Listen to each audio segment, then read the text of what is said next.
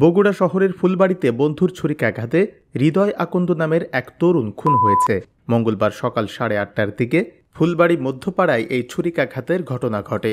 পরে বেলা 11:30টার দিকে সে মারা যায়। হৃদয় ওই এলাকার বাবু মিয়ার ছেলে। জানা গেছে, সকালে হৃদয় সহ তার কয়েকজন বন্ধু ফুলবাড়ি মধ্যপাড়া সরিষা খেতে যায়। সেখানে মাদক সেবন নিয়ে তাদের মধ্যে কথা কাটাকাটির এক পর্যায়ে হৃদয়কে ছুরিকাঘাত করা হয়।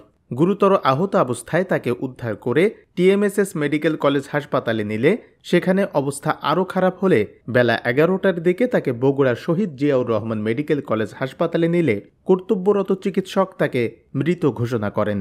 বগুড়া সদর থানার ওসি এস.এম. মঈনুদ্দিন জানান, হত্যাকাণ্ডের শিকার হৃদয় ও তার বন্ধুরা একটি অপরাধী চক্রের সদস্য। গ্রুপটি চুরি, ছিনতাই, মাদক সেবন ও বিক্রিসহ নানা অপরাধের সাথে জড়িত। মাদক সেবন নিয়ে বিরোধের জেরে হৃদয়ের বন্ধুরা তার উরুতে ছুরিকাঘাত করে। অতিরিক্ত রক্তক্ষরণে বেলা 11টার দিকে তার মৃত্যু হয়। ওসি আরও বলেন, এটি মূলত বন্ধুর হাতে বন্ধু খুন। তিনি আরও জানান, এ বিষয়ে আইনগত ব্যবস্থা প্রক্রিয়াধীন।